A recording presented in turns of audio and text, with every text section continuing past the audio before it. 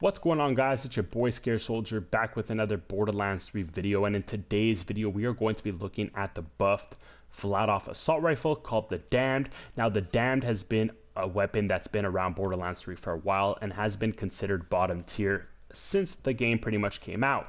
Now it did get a previous buff in the past, but it was clearly not enough to get this gun to a top tier weapon.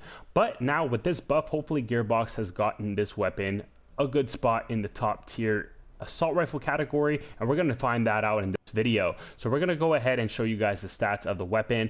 We have 7,513 damage, which is actually a really good base damage. The fire rate is very good, as well as the mag size. So those are very good things to note, that this weapon can do some good DPS. Now of course the main downfall of this weapon is probably going to be the accuracy. There is some weapons sway when you ADS down sights, but overall this gun seems to maybe have some potential.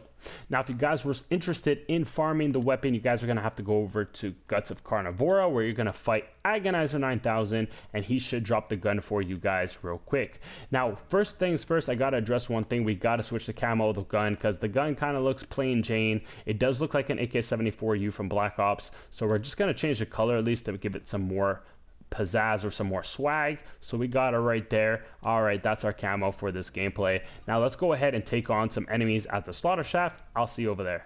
Alright guys, so we are at the slaughter shaft with the Damned Mayhem level 10 version of the weapon, and we are going to go ahead and test it out on some enemies. Now just an FYI for you guys, we are using Zane with our hybrid Zane build.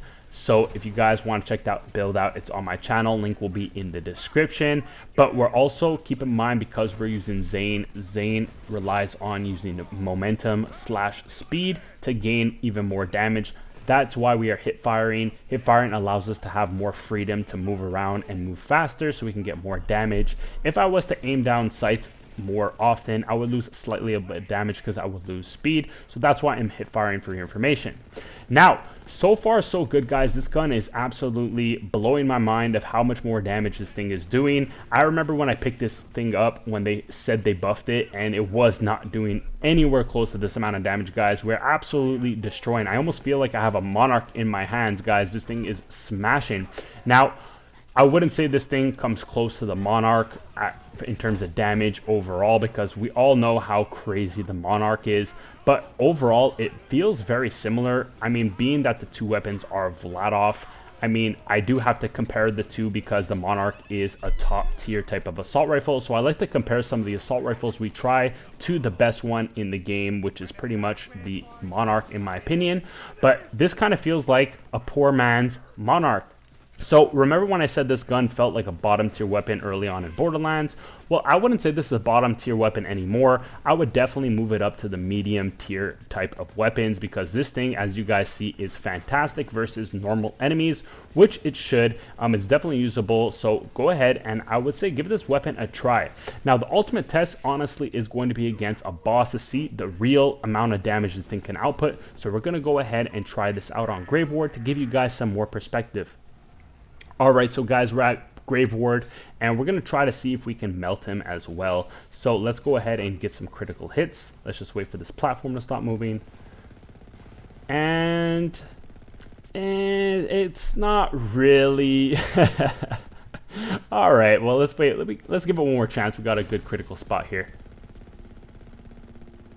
Alright, well, listen, this gun's doing some damage, guys. You can see we're getting through his health. Obviously, we're not getting it that fast. Like I mentioned before, I don't think this gun was meant to be a boss killer, but you know, it's still doing a little bit of damage, but definitely nothing crazy, nothing out of the ordinary, unfortunately.